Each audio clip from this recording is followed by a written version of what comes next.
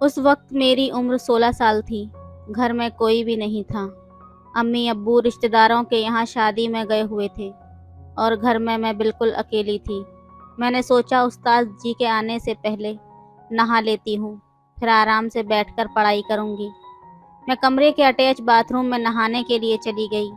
कुछ देर बाद बाहर आई तो सामने देखा उस्ताद जी सोफे पर बैठे मेरा ही इंतज़ार कर रहे थे।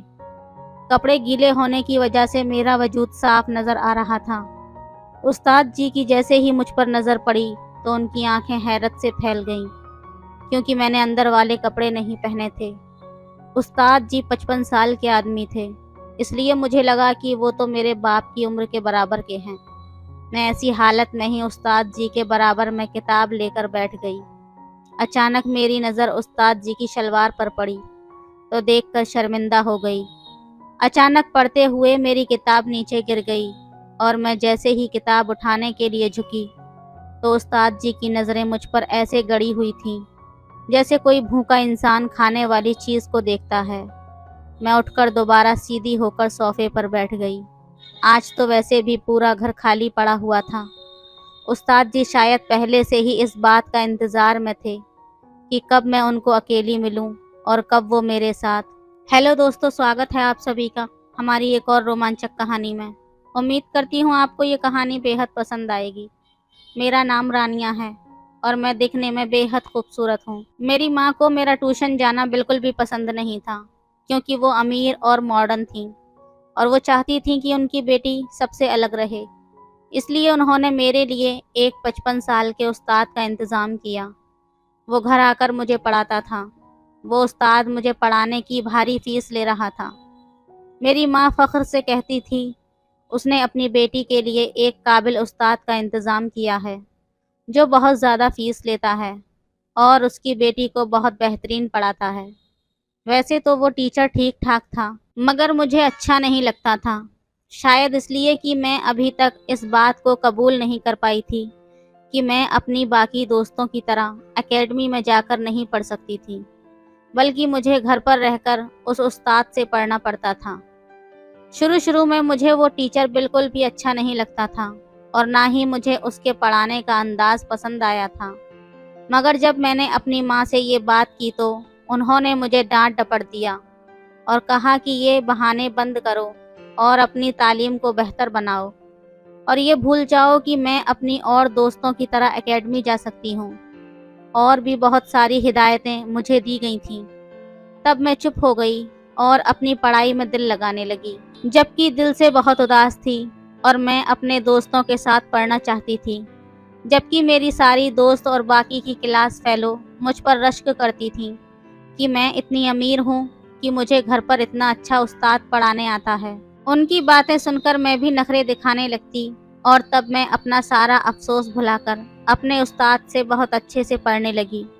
और जब मैंने दिल से उस उस्ताद को कबूल किया तो मुझे मालूम हुआ कि वो वाकई एक काबिल उस्ताद है और मुझे बहुत मेहनत से पढ़ाता है। और उसकी मेहनत की वजह से मैंने बहुत कम दिनों में अपनी पढ़ाई बेहतर कर ली थी और अब क्लास में हर सब्जेक्ट में मैं सबसे ऊपर आ गई थी, जिस वजह से क्लास और स्कूल में मेरी वाहवाही होती, जिसे सुनकर मुझे बहुत अच्छा लगता था। और उन दोनों तारीफ़ों की वजह से मैं आसमानों में उड़ने लगी थी। और तब मैंने अपने उस्ताद को भी दिल से कबूल कर लिया था और उनसे बहुत फ्री होने लगी थी और दिल लगाकर उनसे पढ़ती थी और अपनी हर बात उनसे शेयर करती थी ताकि पढ़ाई में मज़ीद बेहतर हो जाऊं। इस वजह से मेरे माँ बाप भी बहुत खुश हो गए थे कि उनकी बेटी पहली पोजीशन पर रहती है और उनका खूब नाम ऊंचा कर रही है। अब उस्ताद की भी डिमांड बढ़ने लगी थी। उसने अपनी फ़ीस बढ़ाने को कहा, जो मेरे माँ बाप ने बिना किसी एतराज़ के बगैर उनकी डिमांड को पूरा कर दिया था। उसके कुछ टाइम बाद उन्होंने मेरे माँ बाप से कहा कि वो शाम को मुझे पढ़ाने आया करेंगे, क्योंकि दिन में उनके पास वक्त नहीं होता। उनकी ये बात भी मेरे माँ बाप ने मान ली थी और उनको कोई एतराज़ नहीं था, बल्कि मेरे माँ बाप तो किसी भी बात पर कोई एतराज़ नहीं करते थे और अक्सर मेरे माँ बाप को रात में बाहर जाना पड़ता था। इस वजह से उन्होंने इस तरफ ज़्यादा तवज्जो नहीं दी कि मैं किस तरह और कैसे पढ़ती हूँ।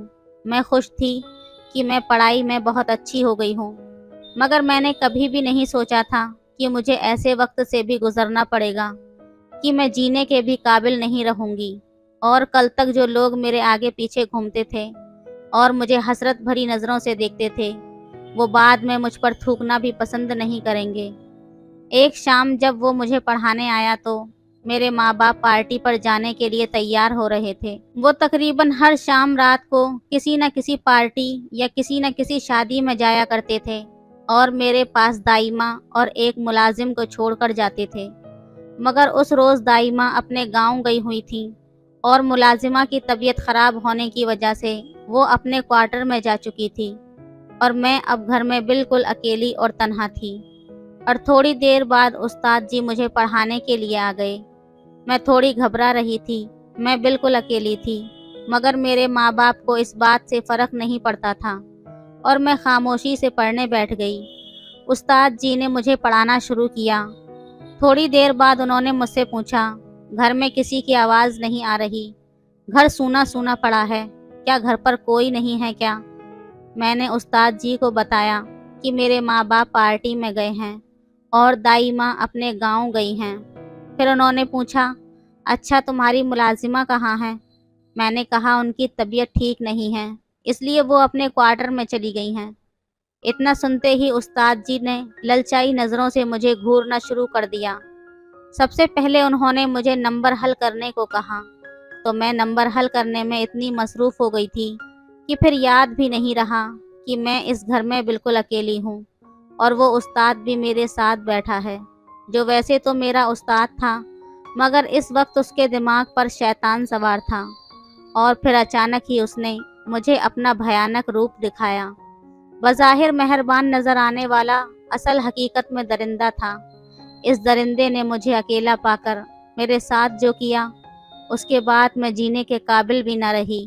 मैं पढ़ने में मसरूफ़ थी तो उसने अचानक मुझ पर हमला कर दिया, मुझे अज़ियत के समंदर में ढकेल दिया।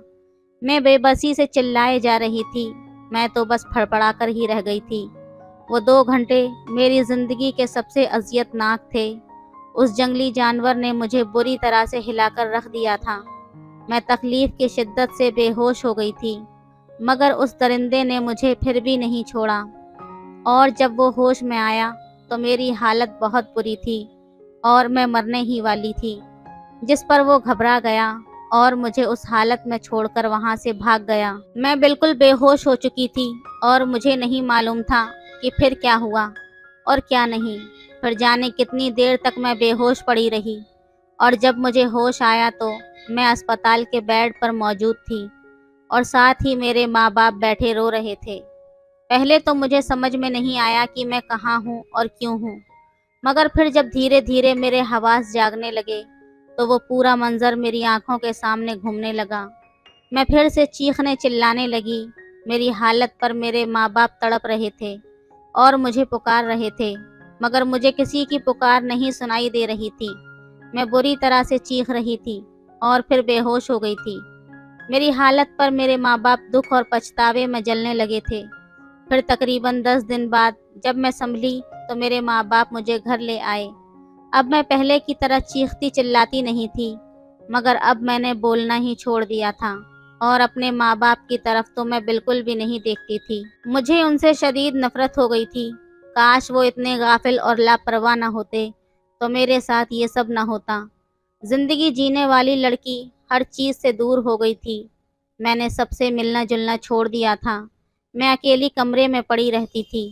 मेरी ज़िंदगी पूरी तरह से उजड़ चुकी थी। अब मेरे माँ-बाप मुझे वक़्त देने लगे थे, लेकिन वो वक़्त अब मेरे लिए बेमायने हो चुका था। दोस्तों, इस कहानी को सुनाने का मकसद किसी को परेशान करना नहीं है, बल्कि आपको सावधान करना है।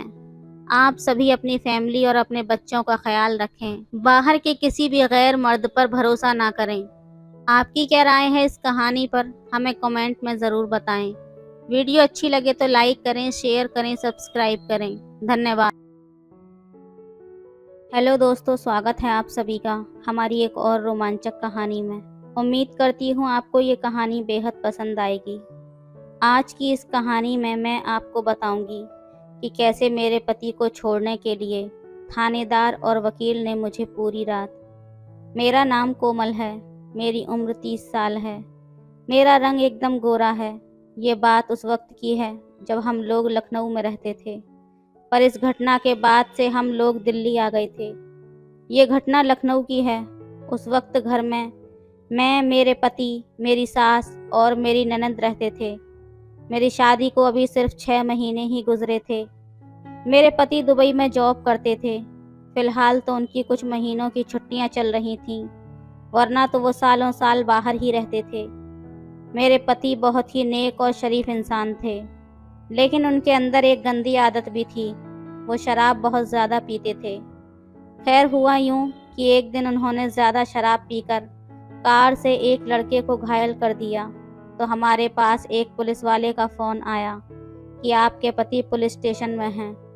हम लोग तो बहुत ज़्यादा घबरा गए थे और फ़ौरन सारे लोग वहीं पहुंच गए, तो देखा कि पति अंदर थाने की जेल में बंद है।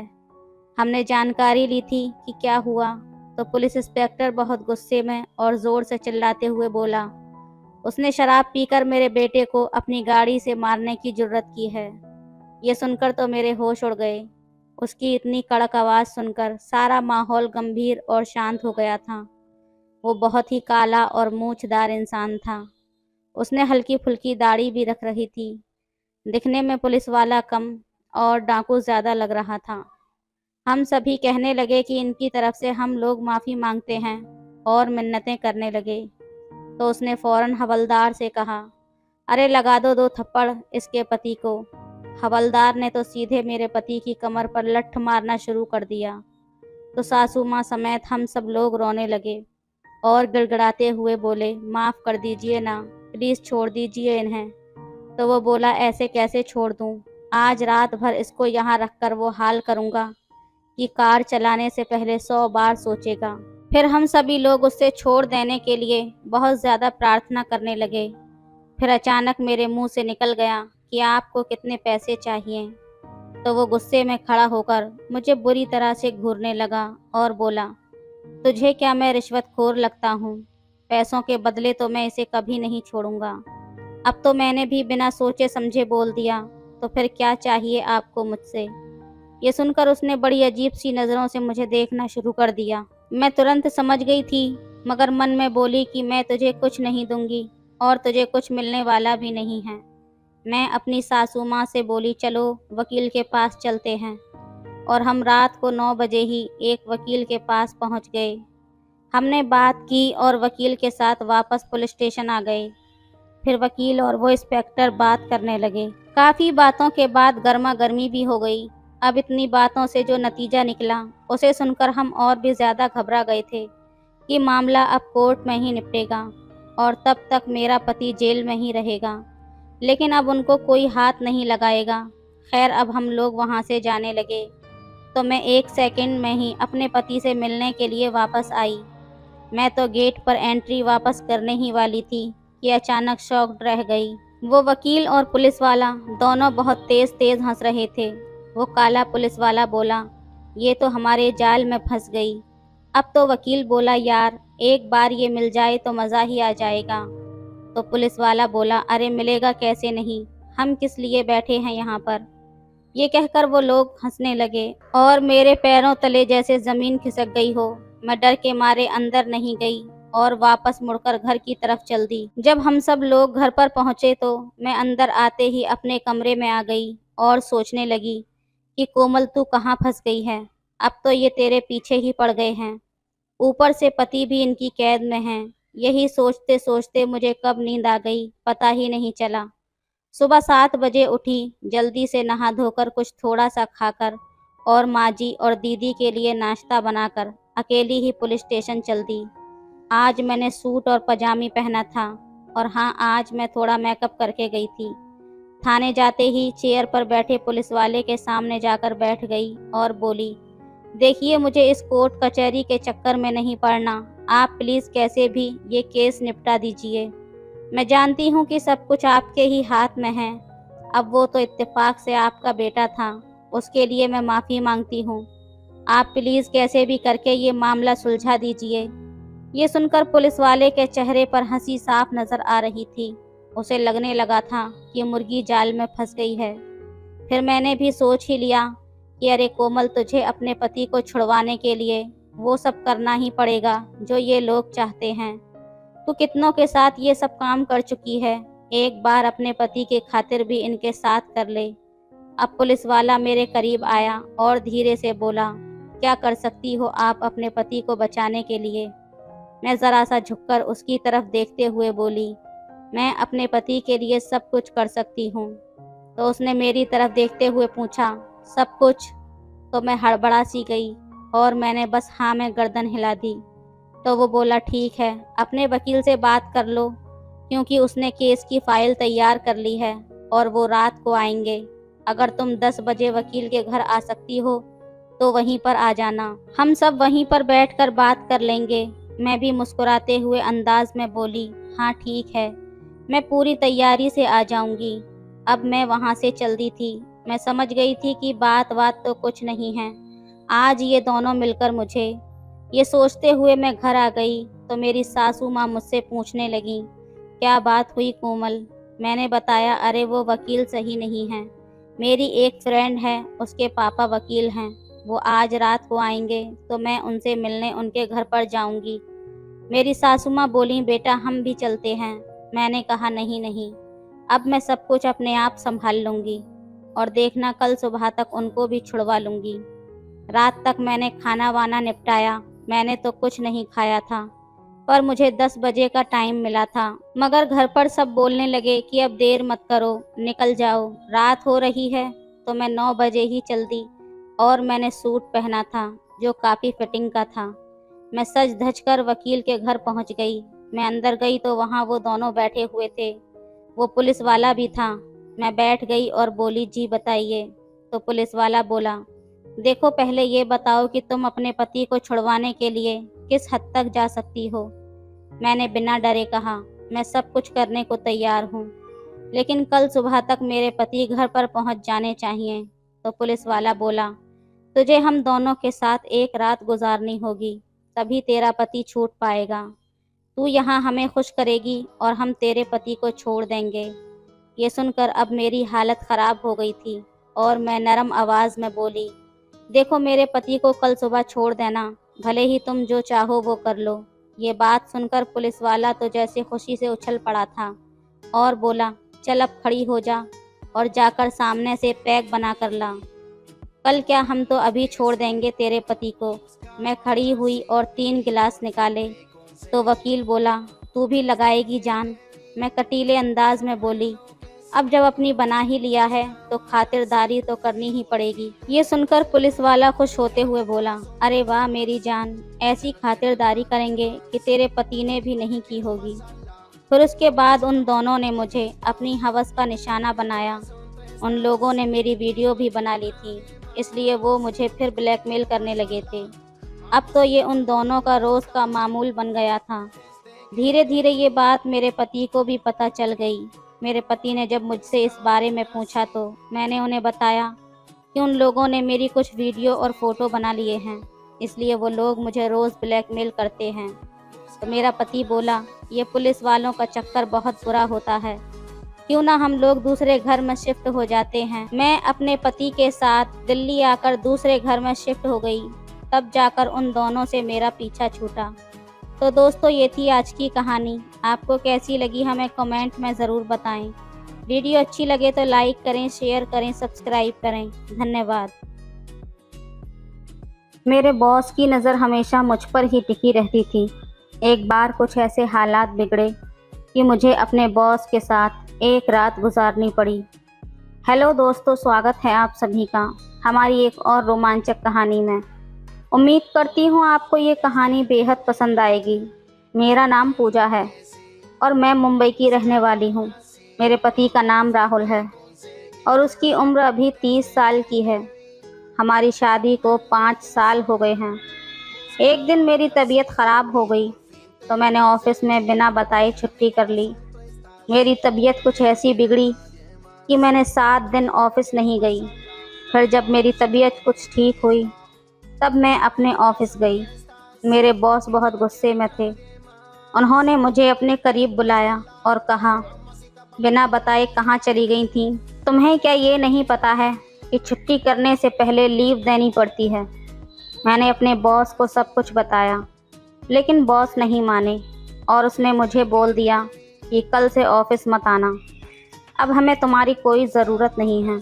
मुझे बहुत बड़ा झटका सा लगा था। मैं बोली, सर प्लीज़ ऐसा मत कीजिए। आजकल मेरे हस्बैंड की जॉब भी नहीं है।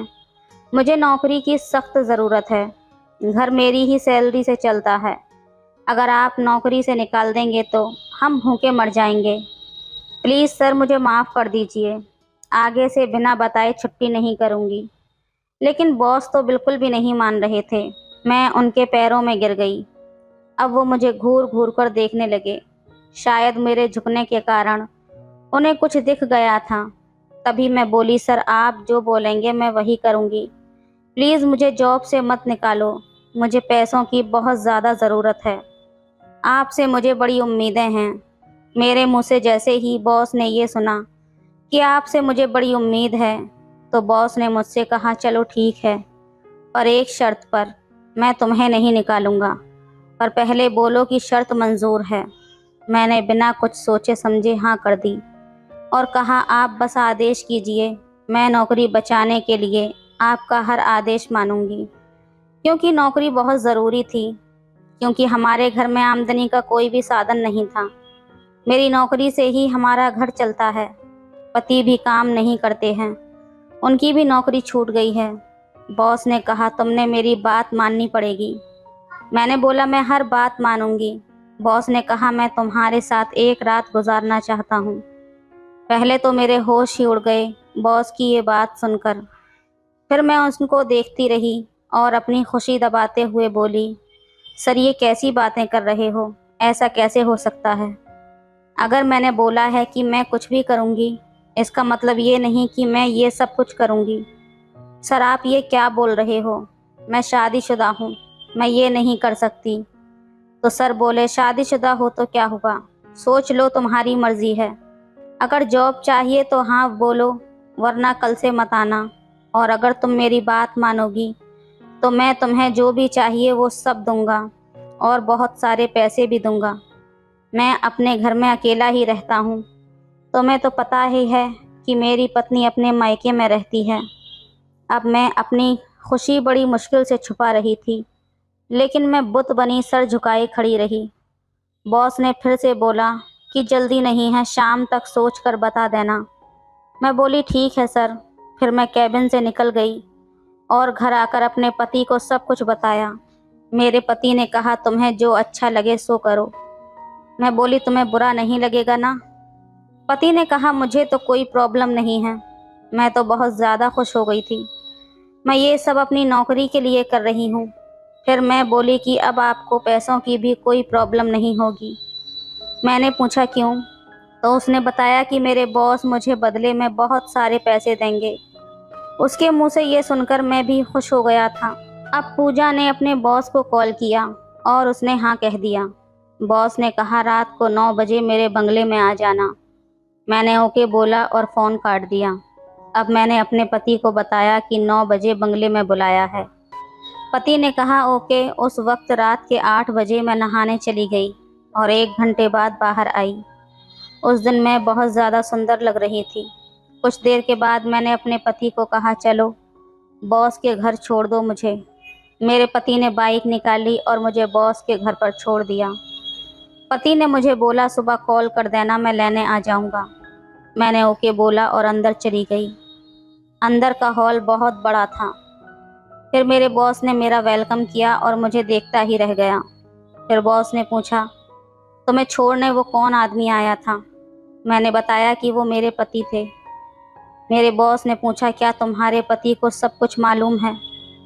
मैंने कहा, हाँ, मैंने अपने पति को सब कुछ बता दिया है। बॉस ने कहा, तुम्हारे पति ने कोई आपत्ति नहीं जताई? मैंने कहा, नहीं, मेरे पति तो बड़े ही खुले विचारों वाले इंसान हैं। यह सुनकर तो बॉस के चेहरे पर अलग ही चमक आ गई थी। फिर हम दोनों बेडरूम में चले गए और एक दूसरे को देखने लगे। फिर बॉस ने सामने की अलमारी से एक विस्की की बोतल निकाली और लेकर आ गए।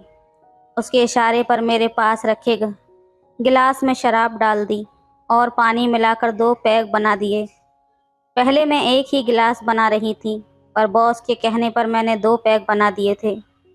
बॉस ने मुझे गिलास उठाने के लिए कहा। पहले मैंने मना किया, लेकिन बॉस के कहने पर मैंने गिलास उठा लिया। फिर दोनों ने चेस बोलकर पी लिया। उस वक्त सुबह के 4 बजे थे, जब हम दोनों गहरी नींद में सो रहे थे।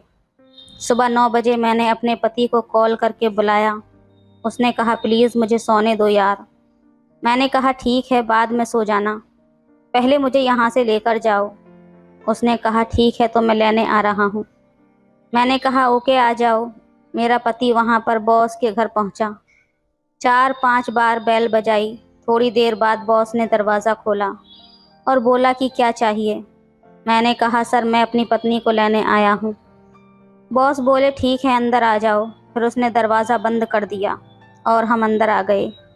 बॉस ने मुझे हॉल में बिठाया और ख़ुद रूम में जाकर मेरी पत्नी को उठाने लगा। मेरी पत्नी उठकर फ्रेश होकर बाहर आ गई। तब तक मैं और बॉस बाहर बैठे थे। बॉस बता रहे थे कि तुमने क्या किस्मत पाई है, इतनी बेस्ट पत्नी तुम्हें मिली है। मैं बोला, हाँ, ये बात तो आप सच बोल रहे हैं। सर बोले, अब मैं तुम्हारी बीवी की नौकरी पक्की करता हूँ। मैंने बोला, थैंक यू सर। बॉस बोले, अपनी पत्नी को जब मैं कहूँ यहाँ भेज दिया करो। मैंने कहा, मुझे इससे कोई आपत्ति नहीं है। बॉस बोले, ठीक है, अब मैं हफ्ते में 2 दिन यहाँ बुला लिया करूँगा, और अगर तुम्हारा मन करे तो तुम भी मेरी कंपनी में नौकरी कर लेना। ये सुनकर तो मेरा पति और भी ज़्यादा खुश हो गया, और उसके बाद मेरा पति मुझे खुशी खुशी घर ले आया। मेरे बॉस ने हम दोनों पति पत्नी की नौकरी पक्की कर दी थी, लेकिन बदले में वो जो चाहते थे वो मुझे करना पड़ता था। और सबसे अहम बात ये थी कि इस पर मेरे पति ने कभी भी आपत्ति नहीं जताई। तो दोस्तों, 2 बुज़दिल पति पत्नी की कहानी आपको कैसी लगी, हमें कमेंट करके ज़रूर बताएं। वीडियो अच्छी लगे तो लाइक करें, शेयर करें, सब्सक्राइब करें। धन्यवाद। सब्सक्राइब करें। हेलो दोस्तों, स्वागत है आप सभी का हमारी एक और रोमांचक कहानी में। उम्मीद करती हूँ आपको ये कहानी बेहद पसंद आएगी। एक 16 साल की लड़की जिसका नाम टीना था, उसको उसके ही सगे भाई ने कर दिया था प्रेग्नेंट। जी हाँ दोस्तों, ये कहानी है 2 सगे भाई बहन की, जिनके बीच इस तरह के संबंध स्थापित हो जाते हैं और भाई कर देता है अपनी ही बहन को प्रेग्नेंट। लॉकडाउन का समय चल रहा था। नोएडा में रहने वाला एक परिवार, जिसमें एक 16 साल की लड़की और 14 साल का उसका भाई था, और 2 माता पिता थे। कुल मिलाकर परिवार में सिर्फ 4 ही लोग थे। लड़की के माता पिता की आर्थिक स्थिति ज़्यादा अच्छी नहीं थी, इसलिए वे दोनों ही जॉब किया करते थे। लेकिन लॉकडाउन में सभी लोगों का काम छूट गया था। इसी वजह से वो लोग अपना घर चलाने के लिए पड़ोस के घरों में ही मेहनत मजदूरी का काम करने लगे थे। घर पर बेटा और बेटी दोनों ही अकेले रह जाते थे। घर में अकेले रहते थे तो दोनों एक दूसरे से बातें भी किया करते थे, खाना पीना साथ में खाया करते थे। माता पिता तो सुबह निकल जाते थे और शाम को ही आया करते थे। मोबाइल दोनों के पास भी था। एक दिन छोटा भाई मोबाइल पर कुछ देख रहा था कि तभी उसके सामने एक अश्लील वीडियो आ जाती है। 14 साल का लड़का अपनी भावनाओं पर कंट्रोल नहीं कर पाता और उसके मन में इस तरह से कुछ करने के भाव आ जाते हैं। लेकिन लॉकडाउन चल रहा था तो घर से निकलना भी पॉसिबल नहीं था। लेकिन वो वीडियो देख देख कर अपनी उत्तेजना को कंट्रोल नहीं कर पा रहा था। घर में अकेली बहन और सिर्फ वो लड़का ही रह जाता था। वो वीडियो गलती से उसकी बहन के फ़ोन पर शेयर हो जाती है। अब वो वीडियो उसकी बहन भी देख लेती है, तब उसके मन में भी उथल पुथल होने लगती है। अगर आप ये कहानी देख रहे हैं तो प्लीज़ पूरी देखिएगा, क्योंकि इस प्रकार की घटना किसी के भी साथ हो सकती है। हमारा उद्देश्य है कि हम लोगों को जागरूक करें। समाज में इस प्रकार के केस बहुत हो रहे हैं। हम ये कहना चाहते हैं कि बच्चों पर नज़र रखना भी ज़रूरी होता है। माता पिता को बीच बीच में अपने बच्चों पर निगाह ज़रूर रखनी चाहिए। वो क्या कर रहे हैं, उनके मन में क्या चल रहा है, कहीं कोई गलती तो नहीं कर रहे हैं। इन सब बातों का ध्यान माता पिता को रखना चाहिए। हम किसी की भावनाओं को ठेस नहीं पहुंचाना चाहते, बस इस कहानी के माध्यम से एक शैक्षिक व सामाजिक संदेश देना चाहते हैं। कहानी आपको बहुत अच्छी लगने वाली है। अगर आपने अभी तक चैनल को सब्सक्राइब नहीं किया है तो प्लीज़ सब्सक्राइब कर दीजिए और वीडियो को एक लाइक कर दीजिए। वीडियो देखने के बाद उस लड़की के मन में भी वैसा ही करने के ख्याल तो आ जाते हैं, लेकिन वो वीडियो गलती से उसके छोटे भाई ने ही उसको सेंड कर दी थी, तो इसलिए वो उसको बहुत ज़्यादा डांटती है और मम्मी से शिकायत करने को कहती है। भाई छोटा होता है और इस तरह की हरकत से डर जाता है। लेकिन अगले दिन लड़की के भाई ने देखा कि उसकी बहन कमरे में बेड पर लेटी हुई थी और उस वीडियो को देख रही थी और कुछ इस प्रकार की हरकतें कर रही थी। सिर्फ 14 साल का लड़का ये सब देखकर अपनी भावनाओं पर कंट्रोल नहीं कर पाता, लेकिन वो रिश्ते में उसकी बहन होती है तो इसलिए वो थोड़ा झिझकता भी है। लेकिन इस प्रकार की भावना अगर कम उम्र में आ जाए तो कंट्रोल करना काफ़ी मुश्किल हो जाता है, और ये सब कुछ हो रहा था सिर्फ एक मोबाइल फ़ोन की वजह से। साथियों, मोबाइल फ़ोन जितना लाभदायक है उतना कहीं कहीं नुकसानदायक भी है। एक दिन दोनों भाई बहन बैठे थे, तभी भाई अपनी बहन से कहने लगा कि दीदी, मैंने आपको उस दिन वीडियो मोबाइल पर देखते हुए देखा था और आप वही वीडियो देख रही थी, ये भी मैंने देख लिया था।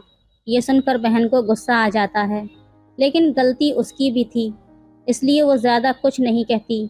तभी उसका छोटा भाई कहता है कि क्यों ना आज एक साथ बैठकर वीडियो देखी जाए, हम दोनों तो भाई बहन हैं, इसलिए एक दूसरे के साथ कुछ कर ही नहीं सकते, तो इसमें डर भी कोई नहीं है।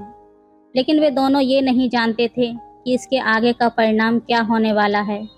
लड़की ने मोबाइल पर वीडियो चलाई और दोनों भाई बहन बैठकर वीडियो देखने लगे। वीडियो देखते देखते दोनों अपने अपने ऊपर कंट्रोल नहीं कर पाए और उन दोनों ने संबंध स्थापित कर लिए। जब एक बार ऐसा हो गया तो उन दोनों को काफ़ी अच्छा महसूस हुआ। अब दोनों घर पर अकेले रहते थे तो ये सब बहुत ही ज़्यादा करने लगे। सब कुछ ऐसे ही चलता रहा। वक्त धीरे धीरे गुजरता रहा। पता नहीं कब 3 महीने गुजर गए, पता ही नहीं चला। 3 महीने बाद जब लड़की का पेट बढ़ना शुरू हुआ तो उसकी माँ ने उससे पूछा कि ये सब क्या है। उसने ये बात अपनी माँ से छुपाई और कहा, लॉकडाउन में खाना ज़्यादा खा रही हूँ, इसकी वजह से शायद पेट बढ़ रहा है।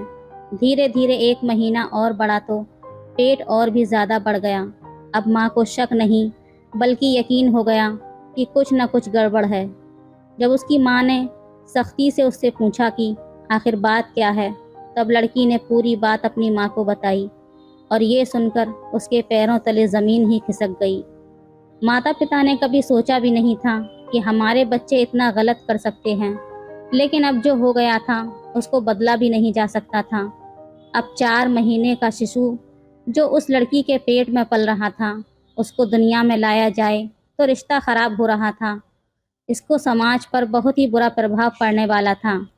फिर ये बात लड़की की माँ ने अपने पड़ोस में रहने वाली अपनी सहेली को बताई। उसकी सहेली कोर्ट में बैठने वाले जज साहब के यहाँ पर काम करती थी। ये बात उसने अपने साहब को बताई। जब ये बात जज साहब को पता चली तो वो कहते हैं कि इसका सिर्फ एक ही रास्ता है, आपको एक पुलिस कंप्लेंट करानी होगी, और यदि आप बेटी का अबॉर्शन करवाना चाहती हैं तो आपको कोर्ट से परमिशन लेनी होगी। लड़के की माँ पुलिस कंप्लेंट करती है। जब पुलिस जांच करती है तो गलती दोनों भाई बहन की थी और दोनों कम उम्र के आवेश में आकर बह गए थे। इसलिए लड़के को बाल सुधार गृह में 6 माह के लिए भेज दिया जाता है ताकि भविष्य में इस तरह की कोई भी हरकत ना करे। यदि वो बच्चा इस दुनिया में आता तो भाई बहन का रिश्ता और भी ज़्यादा जीवन भर कलंकित रहता। इसलिए लड़के की माँ ने अपनी बेटी का गर्भपात करवाना ही उचित समझा और न्यायालय से आदेश मिलने पर गर्भपात करवा दिया गया। दोस्तों, अब आप ही बताइए, इस कहानी में आप असली गलती किसकी मानते हैं? आपको कहानी देखकर क्या लगा? अपनी राय अवश्य दीजिएगा। ये कहानी सिर्फ शैक्षिक और सामाजिक उद्देश्यों को ध्यान में रखते हुए थी। हमारी कहानी का उद्देश्य किसी भी तरह से अश्लीलता या अनैतिकता को बढ़ावा देना नहीं है, बल्कि समाज को जागरूक करना है। हमें उम्मीद है कि ये कहानी लोगों को इन मुद्दों के बारे में सोचने और समाज के सकारात्मक परिवर्तन लाने में मदद करेगी। तो दोस्तों, ये थी आज की कहानी। आपको कैसी लगी हमें कमेंट में ज़रूर बताएं।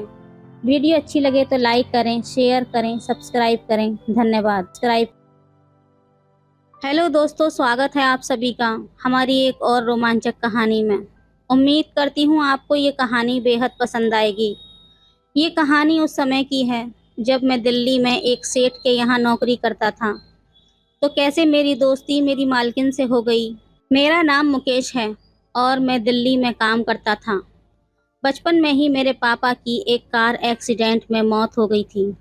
पापा के जाने के बाद मेरे ऊपर भी जिम्मेदारी आ गई और मुझे अपनी पढ़ाई 10वीं के बाद छोड़नी पड़ी। मैं बाज़ार में एक कपड़े की दुकान में काम करने लगा। जिस दुकान में मैं काम करता था उसके मालिक का नाम गुलशन था। भैया की वाइफ का नाम लैला था। गुलशन भैया का घर और दुकान पास में ही थे, तो मैं रोज़ सुबह उनके घर पर जाता और दुकान की चाबी लेकर दुकान खोलता और साफ़ सफाई करता। भैया बाद में दुकान पर आ जाते थे। एक दिन जब मैं दुकान की चाबी लेने उनके घर पर गया तो मालकिन ने दरवाज़ा खोला। भैया उस वक्त कहीं गए हुए थे। मालकिन ने मुझे चाबी देते हुए पूछा, तुम्हारा नाम क्या है? मैंने कहा, मालकिन मेरा नाम मुकेश है। उन्होंने पूछा, तेरा सरनेम क्या है? तो मैंने मालकिन को अपना सरनेम बता दिया। इस पर उन्होंने कहा, अरे वाह, हमारा सरनेम भी यही है, तो तू आज से मुझे मालकिन नहीं बल्कि भाभी कहकर बुलाया कर। मैंने कहा, ठीक है मालकिन। उन्होंने कहा, फिर मालकिन। मैंने कहा, सॉरी मालकिन, मेरा मतलब भाभी। इस बात पर हम दोनों हंस दिए और मैं चाबी लेकर दुकान पर चला गया। लैला भाभी देखने में बहुत ज़्यादा सुंदर थी। भाभी एक अमीर माँ बाप की औलाद थी, तो अमीरी का रौब भी उनके हसीन चेहरे पर झलकता था। मैं रोज़ ऐसे ही दुकान की चाबी लेने घर पर जाने लगा था। कभी भैया उस समय सोए होते थे तो मैं भाभी से चाबी लेकर दुकान पर आ जाता। दिन ऐसे ही बीतते गए। मेरी और भाभी की अच्छी खासी दोस्ती हो गई थी। वो दिन में मुझे किसी न किसी काम के बहाने घर पर बुला लेती थी। उनका घर बहुत बड़ा और 3 मंजिल का था। सबसे ऊपर वाली छत खुली थी और वहाँ पर एक बहुत बड़ा जनरेटर रखा हुआ था। जब भी घर की लाइट गुल हो जाती तो भाभी जनरेटर स्टार्ट करने के लिए दुकान पर फ़ोन करके मुझे बुला लेती। अब भाभी दिन में भी मुझे 2-3 बार किसी न किसी काम के लिए बुला ही लेती थी। कभी जूस लाने के लिए तो कभी भैया का खाना लेने के लिए और बाद में झूठे बर्तन वापस घर लाने के लिए। जो भैया की बहन थी वो भी अक्सर घर पर आती जाती रहती थी। उनकी 1 साल की बेटी थी जो मेरे साथ बहुत ज़्यादा खेलती थी। लैला भाभी मुझ पर बहुत मेहरबान रहती थी। जब भी वो मुझे घर बुलाती थी वो मुझसे मेरी पसंदीदा मिठाई के बारे में पूछती थी या कोई अन्य पसंदीदा आइटम के बारे में जानने की कोशिश करती थी। मैंने उन्हें बता रखा था कि मेरी पसंदीदा मिठाई बर्फ़ी और रसगुल्ला है। वो हमेशा मेरे लिए फ्रिज में बर्फ़ी और रसगुल्ले रखती थी और जब भी मैं उनके घर पर होता तो मुझे बोलती कि मैंने तेरे लिए फ्रिज में बर्फ़ी और रसगुल्ले रखे हैं, जाकर निकाल ले और खा ले। मुझे भी उनका बहाने से मुझे अपने घर पर बुलाना अच्छा लगता था, क्योंकि लैला भाभी एक तो बहुत ज़्यादा सुंदर थी और मुझे खाने को भी अच्छी अच्छी चीज़ें देती थी। कभी कभी वो मुझे रसोई में खाना बनाती हुई अपने पास बुला लेती और कहती कि वो टिफ़िन उठा, वो रोटी उसमें रख दे। शुरू शुरू में तो मैं बहुत ज़्यादा डर जाता था, लेकिन जब मैंने देखा कि भाभी ने कभी ऐतराज़ नहीं किया तो मेरे अंदर का डर निकल गया। फिर एक दिन ऐसे ही लैला भाभी ने दोपहर के वक्त भैया को फ़ोन करके मुझे घर बुला लिया और भैया से कहा कि मुकेश को बोलो कि मेरे लिए जूस लेकर आए। भैया ने पैसे देते हुए कहा, जा अपनी भाभी के लिए जूस लेकर घर चला जा। मैं खुशी खुशी जूस लेकर उनके घर पर चला गया। उस दिन भाभी ने मुझसे कहा, अगर तू बुरा न माने तो एक बात पूछूं। मैंने कहा, हाँ हाँ भाभी, पूछो ना, मैं भला क्यों बुरा मानूंगा। भाभी ने कहा, तेरी कोई दोस्त है क्या? तो मैंने शर्माते हुए कहा, नहीं भाभी, मेरी तो कोई भी दोस्त नहीं है। भाभी ने कहा, क्यों, तू तो इतना क्यूट है, तेरी कोई दोस्त क्यों नहीं है? मैंने मायूस होकर कहा, भाभी मैं बहुत गरीब हूँ ना, दोस्त तो अमीरों की होती हैं। भाभी ने कहा, ऐसी कोई बात नहीं है, प्यार पैसे को देखकर नहीं किया जाता। मैंने कहा भाभी सब आपके जैसे नहीं होते। भाभी ने कहा क्या तू दोस्ती करना चाहता है? मैंने कहा हाँ भाभी, दिल तो बहुत करता है पर क्या करूं। भाभी ने कहा तू टेंशन मत ले, मेरी एक फ्रेंड है जो टाउन में रहती है, मैं उससे तेरे बारे में बात करूंगी। मैं मन ही मन बहुत ज़्यादा खुश हो गया। फिर कुछ दिन ऐसे ही निकल गए और भाभी ने कोई जवाब नहीं दिया। एक दिन दोपहर को जब भाभी ने मुझे घर पर जूस लाने के लिए बुलाया तो मैंने उन्हें दोस्त वाली बात याद दिलाई। उन्होंने एकदम से याद करते हुए कहा, अरे हाँ, मैंने उससे पूछा था। मैंने खुश होते हुए पूछा तो क्या कहा उसने? भाभी ने कहा, अरे यार क्या बताऊं, उसने तो मना कर दिया। मेरा तो जैसे दिल टूट गया। ये देखकर भाभी ने कहा तू दिल छोटा मत कर, मैं ज़रूर तेरी दोस्त बनाकर दूंगी। अपनी भाभी पर मुझे विश्वास था। भैया हर रविवार पास के एक गांव में जाते थे जहां पर उनकी बहुत ज़्यादा ज़मीन थी। खेती बाड़ी का हिसाब करने के लिए उन्हें हर रविवार वहां जाना पड़ता था। हमारी दुकान रविवार को बंद रहती थी।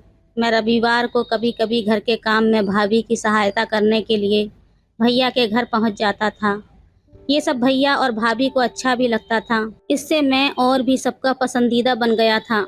मैं जब भी भाभी से मूवी देखने के लिए पैसे मांगता तो वो मुझे रुपये दे देती थी। इन सारी बातों से मुझे लगता था कि हो ना हो भाभी भी मुझे पसंद करती हैं, पर मेरी उनसे कुछ कहने की हिम्मत नहीं पड़ती थी। ऐसे ही एक दिन शाम को लाइट चली गई तो भाभी ने भैया को फ़ोन करके जनरेटर स्टार्ट करने के लिए मुझे घर पर बुला लिया। मैं जनरेटर स्टार्ट करने के बाद जाने लगा। अचानक मेरे दिल ने कहा कि आज भाभी अकेली हैं, यही मौका है, उनसे अपने दिल की बात कह देना चाहिए। पर कहूँ कैसे, वही समझ नहीं आ रहा था। पहले तो मुझे भाभी के दिल को टटोलना था कि उनके दिल में ऐसा कुछ है भी या नहीं। जैसा मैं उनके बारे में सोचता हूँ, क्या वो भी मेरे लिए सोचती हैं? बहुत सोचने के बाद मेरे दिमाग में एक आइडिया आया। उन दिनों मार्केट में सीडीआर नया आया था और वो बहुत महंगा भी था। सिर्फ अमीर लोग ही खरीद पाते थे। भाभी के पास एक सीडीआर था तो मैंने भाभी से कहा, भाभी मेरा मूवी देखने का बहुत मन कर रहा है। भाभी ने अपने पर्स से पैसे निकाले और मुझे देकर कहा, जा जो भी मूवी देखनी है देख ले। मैं भाभी से बोला, मुझे ये वाली नहीं, वो वाली मूवी देखनी है। भाभी बोली, कौन सी वाली? मैंने कहा, भाभी अब कैसे कहूँ, आप खुद ही समझ जाओ ना। भाभी बोली, पहेलियाँ मत बुझा, जो कहना है साफ साफ बोल, मुझे ऐसे समझ नहीं आता। मैंने डरते डरते कहा कि भाभी पहले प्रॉमिस करो कि आप बुरा नहीं मानोगी। भाभी ने कहा, प्रॉमिस। मैंने आज तक तेरी किसी बात का कोई बुरा माना है जो आज मानूंगी। भाभी को मैंने बताया तो वो समझ गई। मैंने थोड़ा रिलैक्स होते हुए कहा, हाँ भाभी, मुझे वही वाली फिल्म देखनी है। भाभी तो उसमें क्या प्रॉब्लम है, कल संडे है, तेरे भैया तो गांव जाएंगे तो तू घर पर आ जाना, मैं अपनी फ्रेंड से एक सीडी मंगवा लूँगी। मैंने कहा, भाभी मेरी एक शर्त है। भाभी ने कहा, क्या शर्त है? मैंने कहा, आपको भी मेरे साथ फिल्म देखनी पड़ेगी। भाभी थोड़ा सा मुस्कुराते हुए बोली, ओके बाबा, ठीक है, मैं भी तेरे साथ मूवी देख लूँगी। मैं समझ गया था कि जैसा मैं सोचता हूँ भाभी के दिल में भी वही चल रहा है। अगले दिन मैं सुबह 10 बजे भाभी के घर पर पहुँच गया। जैसा कि मुझे पता ही था, भैया अपने खेतों को देखने गए थे और भाभी घर पर अकेली थी। जैसे ही भाभी ने दरवाज़ा खोला, मैं उन्हें देखता ही रह गया। उन्होंने स्माइल के साथ मेरा स्वागत करते हुए कहा, क्या हुआ, कहाँ खो गए? मैंने कहा, कुछ नहीं भाभी, बस ऐसे ही। भाभी बोली, नहीं, कुछ तो बात है जो तुम्हारा मुंह खुला का खुला रह गया है। भाभी बोली, अच्छा अच्छा, अब अंदर भी आएगा या दरवाजे पर ही खड़ा रहेगा? मैं अंदर आने लगा तो भाभी सामने से हटी ही नहीं। मैं बोला, तो भाभी आपने सीडी मंगवा ली है क्या? भाभी बोली, अरे यार सॉरी, मैंने नेहा से कहा था कि एक मूवी की सीडी दे दे, पर उसने कहा कि उसके पास जो मूवी की सीडी थी वो ख़राब हो गई है। ये सुनते ही मेरा तो चेहरा उतर गया। मुझे लगा कि सारी प्लानिंग चौपट हो गई। भाभी ने मुझे देखा तो उन्हें भी बहुत बुरा लगा, पर उसके बाद उन्होंने जो कहा वो मैंने कभी सपने में भी नहीं सोचा था। भाभी के चेहरे पर एक हल्की सी मुस्कान आ गई। उन्होंने कहा, अगली बार मैं तेरी ये तमन्ना ज़रूर पूरी कर दूंगी। मैंने कहा, मेरी प्यारी भाभी, कोई बात नहीं, लेकिन आपको मेरी यही तमन्ना नहीं बल्कि और भी तमन्ना पूरी करनी पड़ेगी। भाभी ने कहा, हाँ बाबा पक्का, चल अब नाश्ता करते हैं, बहुत ज़ोरों की भूख लगी है। फिर हम दोनों ने एक साथ सोफे पर बैठकर नाश्ता किया। नाश्ता करते वक्त भाभी ने वादा किया कि जो भी तेरी ख्वाहिशें हैं अगली बार पक्का पूरा कर दूंगी। तो दोस्तों, ये थी आज की कहानी। इससे आगे का अगर पार्ट चाहिए तो प्लीज़ कमेंट में ज़रूर बताएं। वीडियो अच्छी लगे तो लाइक करें, शेयर करें, सब्सक्राइब करें। धन्यवाद। हेलो दोस्तों, स्वागत है आप सभी का हमारी एक और रोमांचक कहानी में। उम्मीद करती हूँ आपको ये कहानी बेहद पसंद आएगी। मेरा नाम पूजा है और मेरी अभी उम्र 22 साल है। मैं भोपाल सिटी में रहती हूँ। आज मैं आपको अपने साथ हुई एक सच्ची घटना के बारे में बताने जा रही हूँ। मेरी हाइट 5 फुट 3 इंच है। मैं दिखने में बेहद सुंदर थी। मेरे घर में हम 6 लोग रहते थे। मेरे घर में मेरे मौसा जी और मेरी मौसी हमारे साथ नहीं रहते थे। मौसा जी की उम्र उस वक्त 35 साल की होगी और मैं 20 साल की थी। मौसा जी दिखने में बेहद सुंदर थे और बहुत ज़्यादा भोले भी लगते थे, लेकिन उनकी असलियत एक दिन मेरे ही सामने खुली।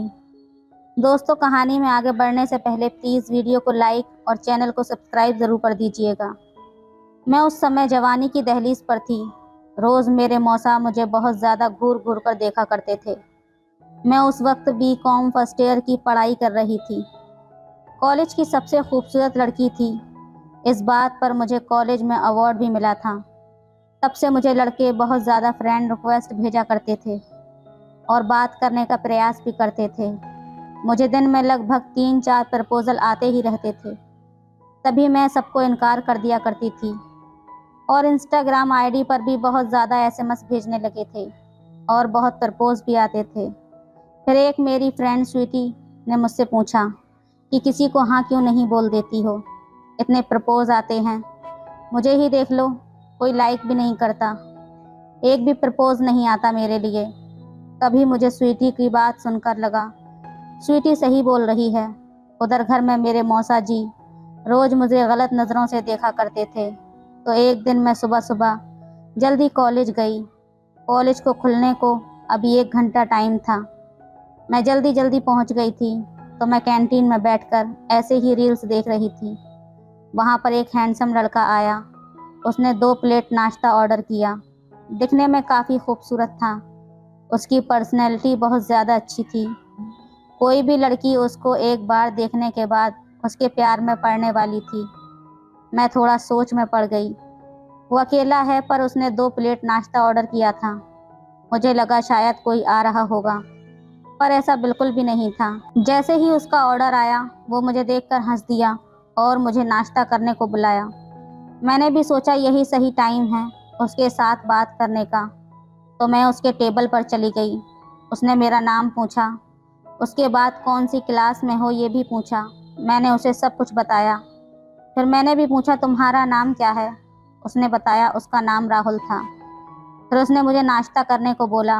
हम दोनों ने बातें करते हुए नाश्ता किया। तभी उसने बोला, तुमसे बातें करके मुझे बहुत अच्छा लगा, क्या तुम अपना नंबर दे सकती हो? मैंने कहा, हाँ बिल्कुल। मैंने भी उसको कहा, तुम बहुत खूबसूरत हो। वो ये बात सुनकर हंस दिया। फिर डायरेक्ट उसने बोला, मैं तुमसे प्यार करने लगा हूँ। मैंने भी कहा, आई लव यू राहुल। उसने मुझे गले लगा लिया। फिर हम दोनों बाहर घूमने के लिए गए। उसने मुझे उसके बारे में सब कुछ बताया। मैंने भी उसको बताया। फिर एक दिन उसको मैंने घर पर बुलाया। वो राज़ी हो गया। अगले दिन राहुल घर पर आया। मम्मी को बताया, ये राहुल है, मेरे क्लास का लड़का, मेरा बेस्ट फ्रेंड। फिर मम्मी ने उसके साथ बातें की। फिर उधर उधर मौसा जी आए। राहुल को देखकर चौंक गए और पूछा, ये कौन है लड़का? मैंने बताया, ये मेरा बेस्ट फ्रेंड है। वो मुझे देखकर गुस्सा करने लगे और वहाँ से चले गए, क्योंकि मौसा को बिल्कुल भी पसंद नहीं था कोई मेरी लाइफ में आ जाए। मौसा मुझे प्यार करते थे। बाद में मम्मी ने खाना खिलाया। राहुल खाना खाकर चला गया था। मम्मी को राहुल के साथ बात करके बहुत अच्छा लगा था। मम्मी भी तारीफ कर रही थी। जब रात को मैं अपने कमरे में सोने जा रही थी, तभी मौसा जी मेरे कमरे में मेरा इंतज़ार कर रहे थे। मैंने जैसे ही दरवाज़ा खोला, मैं मौसा जी को देखकर पूरी तरह शॉक्ड रह गई। आज तक मौसा जी मेरे कमरे में ऐसे बिना पूछे आते नहीं थे। मैं उनको देखकर थोड़ी देर के लिए तो डर ही गई थी। फिर मौसा जी ने मुझे दरवाज़ा बंद करने को कहा और पूछा, क्या रिलेशन है तुम्हारा उस लड़के के साथ? मैं पूरी तरह से डर गई थी। मैंने कहा, वो सिर्फ मेरा बेस्ट फ्रेंड है। जैसा आप सोच रहे हैं ऐसा बिल्कुल भी नहीं है। फिर मौसा जी ने मुझे पकड़ लिया और बोला, ऐसा कुछ भी रिलेशन दिखा तो देख लेना। ये धमकी देकर मौसा मेरे कमरे से बाहर चले गए। मैंने अगले दिन राहुल को ये सब कुछ बात बता दी। राहुल को बहुत गुस्सा आया था। उसके बाद मौसा जी मुझे बड़े ही ध्यान से देखा करते थे। मैं कहाँ जाती थी, कहाँ नहीं जाती थी, कितने बजे आती थी, इन सब बातों पर हमेशा वो नज़र रखने लगे थे। एक बार मैं कॉलेज से वापस आई। मैंने शर्ट के नीचे कुछ भी नहीं पहना हुआ था। मैंने मौसा जी को ऐसे देखा जैसे वो मुझे खाने वाली नज़रों से घूर रहे हैं। मुझे क्या हुआ, उनको देखकर अचानक सी घबराहट हो गई और उन्हीं के सामने मैं उचक उचक चलने लगी। अपने कमरे में गई तो मेरे मौसा जी को ऐसा लगा कि इसने कोई गड़बड़ की है। जैसे मैं अपने कमरे में गई, उससे 5-10 मिनट के बाद मौसा जी मेरे कमरे में आए और फिर मुझसे पूछने लगे। फिर मैंने देखा कि मौसा जी आज बहुत गुस्से में थे। मैंने उनसे पूछा कि मौसा जी ऐसा क्या हो गया है? शायद मैं समझ गई थी कि मौसा जी मेरे दीवाने हो चुके थे, इसलिए मुझ पर थोड़ी थोड़ी बात पर शक कर रहे थे। फिर मेरा मौसा जी के सामने इस तरह का सिलसिला शुरू हो गया। मुझे जब भी मौका मिलता मैं मौसा जी के सामने कुछ न कुछ नाटक करने लगती। उनको ऐसा लगने लगा कि इसने शायद कुछ गड़बड़ की है। मौसा जी के साथ ऐसे ही मेरा मजाक का सिलसिला चलता रहा, लेकिन बेचारे कुछ कर नहीं पाते थे। फिर एक दिन मैंने डिसाइड किया कि इसे दूसरे लेवल तक पहुंचाने की स्टेज आ गई है। एक दिन मौसा जी और मैं टीवी रूम में अकेले ही थे और मैं सोफे पर लेटी हुई थी और मैंने रज़ाई ओढ़ रखी थी। मौसा जी भी उसी सोफे पर मेरे पैरों के पास बैठे टीवी देख रहे थे। फिर मैंने सोचा यही सही मौका है। मौसा जी को पूरा ध्यान टीवी पर था। तभी मैं बेड से निकल गई और अपनी जगह पर तकिया रख दिया। फिर मैंने मौसा जी से कहा कि मौसा जी क्या देख रहे हो? मौसा जी ने कहा, मैं टीवी देख रहा हूँ। देख नहीं रहा तुम्हें?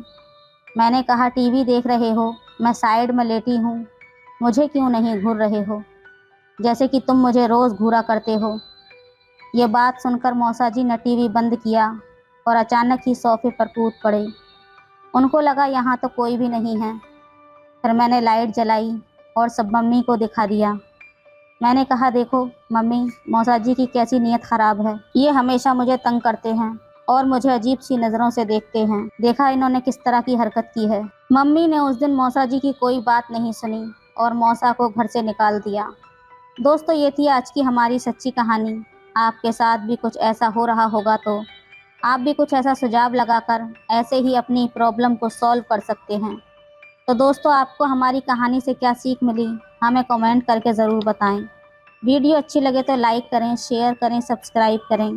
धन्यवाद। हेलो दोस्तों, स्वागत है आप सभी का हमारी एक और रोमांचक कहानी में। उम्मीद करती हूँ आपको ये कहानी बेहद पसंद आएगी। कल्पना एक चीनी मिल की मालकिन थी। उम्र 32 साल, बेहद खूबसूरत और आकर्षक बदन की मालिक थी। पति से 7 साल पहले तलाक हो चुका था। एक दिन 18 साल के नौकर के फ़ोन में देख लिया वीडियो और फिर हो गई बेकाबू। उसके बाद अपने ही नौकर के साथ अपने ही घर में दिन रात बस एक ही खेल। अगर आप इस कहानी को देख रहे हैं तो प्लीज़ पूरा देखिएगा, क्योंकि हो सकता है जिस तरह इस कहानी के नौकर की किस्मत चमकी वैसे ही आपकी भी चमक जाए। और जब किस्मत चमकने वाली हो तब आप कोई चूक न कर दें, इसलिए इस कहानी को पूरा ज़रूर देखिएगा। बेंगलोर में एक चीनी मिल जिसकी मालकिन का नाम कल्पना था, दिखने में बेहद सुंदर थी और धन दौलत पैसा सब कुछ बेशुमार था। पति से तलाक हो चुका था तो अकेली ही रहती थी, लेकिन वो बहुत तेज़ और दबंग महिला थी। फैक्ट्री में बहुत सारे कर्मचारी काम करते थे, लेकिन फिर भी कुछ कर्मचारियों की ज़रूरत थी। तब उत्तर प्रदेश का एक लड़का जिसका नाम राजू था, वो फैक्ट्री में इंटरव्यू देने के लिए पहुंचा। इस बार इंटरव्यू मैडम खुद ले रही थी और मैडम के बारे में सब जानते थे कि ये मैडम बहुत तेज़ है। राजू डरा हुआ था और वैसे भी कोई भी लड़का इंटरव्यू देने जाता है तो हाथ पांव पहले ही फूल जाते हैं।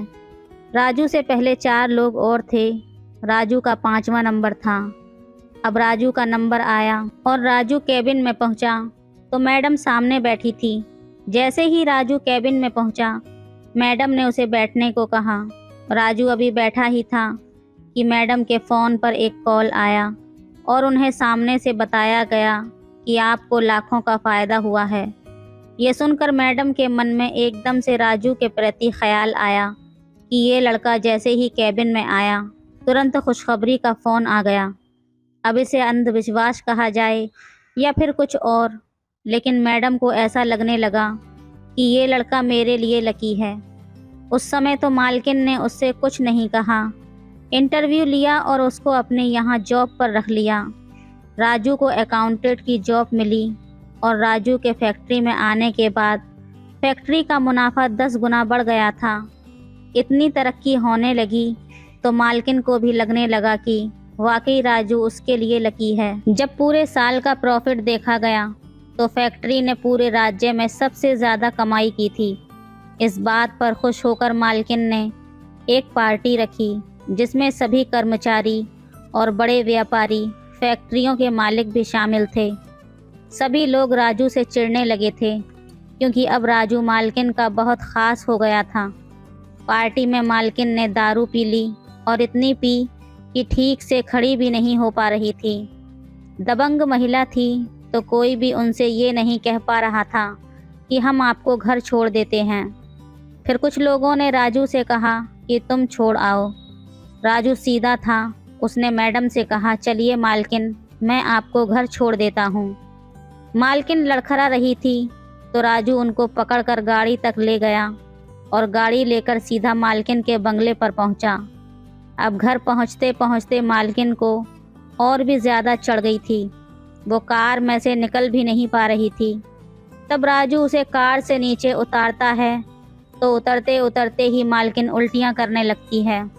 मालकिन के कपड़े ख़राब हो चुके थे तो वो मालकिन को लेकर बाथरूम में चला गया और उनके कपड़ों को साफ़ करने लगा। फिर उन्हें बेडरूम में लेकर पहुंचा और उनके बेड पर उसको लिटा दिया। मालकिन के कपड़े गीले हो चुके थे।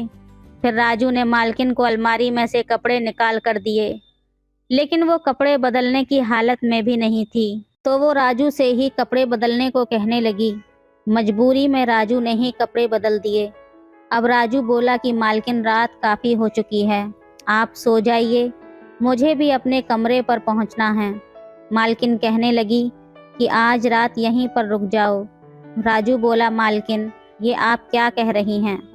आप घर पर अकेली हैं तो मैं यहाँ कैसे रुक सकता हूँ? मालकिन बोली, नहीं, तुम आज यहीं पर रुक जाओ। अब बॉस की बात थी तो राजू को माननी पड़ी और बाहर सोफे पर जाकर लेटने को चल दिया। तब मालकिन बोली, नहीं, तुम मेरे पास यहीं इसी बेड पर लेट जाओ।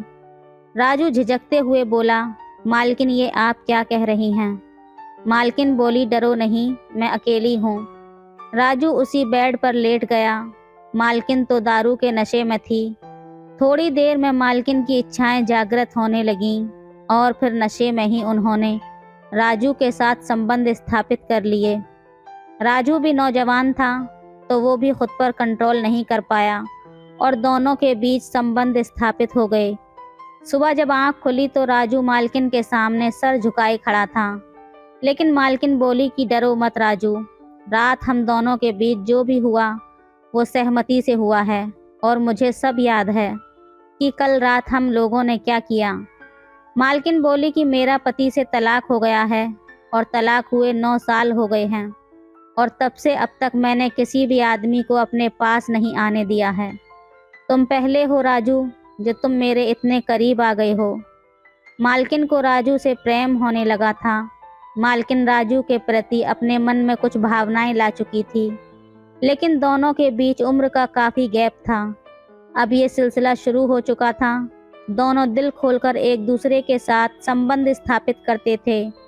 अब मैडम राजू को गिफ्ट, कपड़े, गाड़ी, ज्वेलरी इत्यादि सब कुछ देने लगी थी। फैक्ट्री में सबको पता था कि उन दोनों मालकिन और नौकर के बीच चल क्या रहा है, लेकिन मालकिन के सामने मुंह खोलने की किसी की हिम्मत नहीं थी। यही सब चलते चलते धीरे धीरे 5 साल गुजर जाते हैं। फिर आ गया कोरोना का लॉकडाउन। सब कारोबार बंद पड़ा था और राजू कल्पना के साथ उसके बंगले पर रहता था। वो दिन रात यही सब करते रहते थे। अब कोई कितना करे, किसी भी चीज़ की हद होती है, लेकिन मालकिन की कोई हद नहीं थी। वो तो और भी ज़्यादा चाहती थी। धीरे धीरे राजू का मन ऊबने लगा था और इस सब का उसका मन नहीं करता था। जब राजू बहुत परेशान हो गया तो उसने मालकिन से बहाना किया कि बहुत समय हो गया है, अपने माता पिता से नहीं मिला हूँ, कुछ दिन के लिए गांव होकर आता हूँ। माँ पापा भी याद कर रहे होंगे, उनका भी कई बार फ़ोन आ चुका है। मालकिन कहती है कि ठीक है, जाओ, जाकर मिल आओ, लेकिन सिर्फ 10 दिन से ज़्यादा छुट्टी नहीं मिलेगी।